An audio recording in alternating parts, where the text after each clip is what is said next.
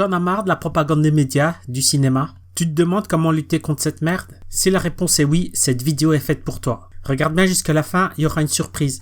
Générique.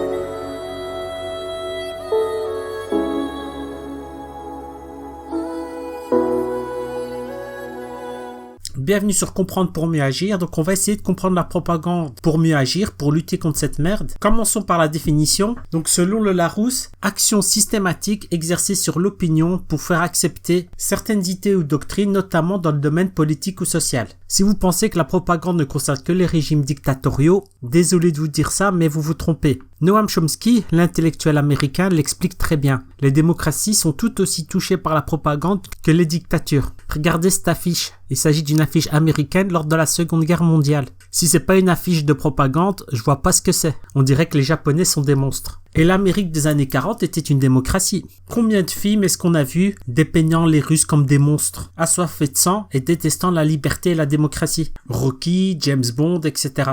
Aujourd'hui, la propagande est tout autour de nous, mais elle est plus subtile de celle des années 40. Alors, comment la reconnaître? Comme dit dans la définition, c'est quelque chose de systématique. C'est quand une idée est répétée chaque fois, tous les jours, pour la faire entrer dans le crâne.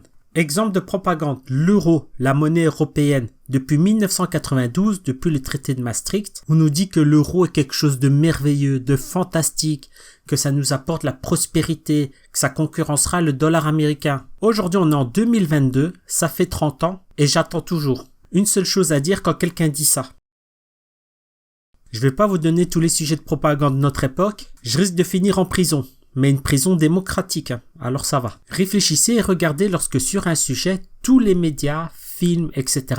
propagent la même chose. Et là, vous identifierez la propagande. Quand tous les médias, en chœur, disent blanc, la réalité est noire. Et quand ils disent tous noir, la réalité est blanc. C'est comme ça que je réfléchis. C'est pas scientifique, mais c'est une bonne indication. Il y a un journaliste américain qui a dit « Lorsque tout le monde pense la même chose, personne ne pense ».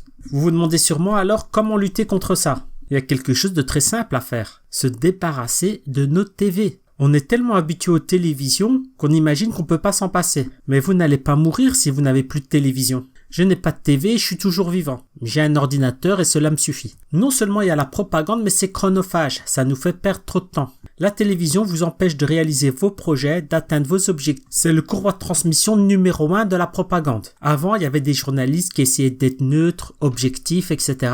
Aujourd'hui, la plupart des journalistes se disent journalistes militants. Donc un journaliste militant, c'est quoi? C'est simplement un propagandiste. Il veut juste faire avancer ses idées, même si le réel lui donne tort. En plus de mentir, la télé nous apporte la peur, le stress, #Covid, que des sentiments négatifs. Et même chose pour Netflix, cette entreprise de consommer moins de divertissement. Comment je vais m'informer alors? Aujourd'hui, nous ne sommes pas informés, nous sommes surinformés. Télévision, radio, Internet dans sa poche avec les smartphones. Informez-vous au minimum. Vous serez plus calme, plus serein, plus tranquille. Pour ma part, je lis simplement les titres sur Google Actualité. Juste pour savoir au minimum ce qui se passe. Pas besoin de plus, de vous casser la tête, de chercher plein d'informations, de les croiser, etc.